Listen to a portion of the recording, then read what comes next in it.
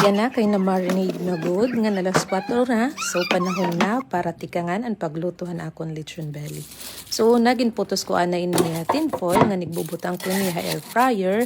180 degrees sa usa ka oras. Ganyan na, kita at akon bukad, nga hatagan akon gwapo nga asawa. Charot. So, tapos na no sa ka-oras, ginhukad ko na inihiya, ngan, tatanggalon ko na inihiya hatin foil. Ngan, papapahuwayon ko ana ini, nga kon lechon belly, kanan, 15 minutes. Kay importante ko dit pahuway paro. Charot! Ganyan na, papahiran ko liwat inihiya, toyo nga may da, olive oil. Kaya para mas marasangan, mas makarugan panitan ako ng lechon. Na nagbabalik ko lang niya ha air fryer. Hinkanan, 30 minutes.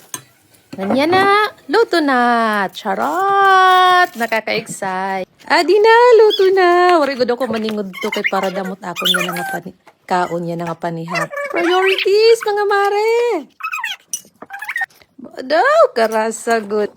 Ngan makarob-karob it panit as in crunch level infinity. Tungdit akon kamara sa magluto na akon asawa nga dirit nakaunhan-unan bisan ano nga karni yan na napakaon ko na. Charot! Baga na ni guro gudakin kaon kay craving satisfied good. Padisan pahinsuoy nga maaslom. Ada kay pangaon!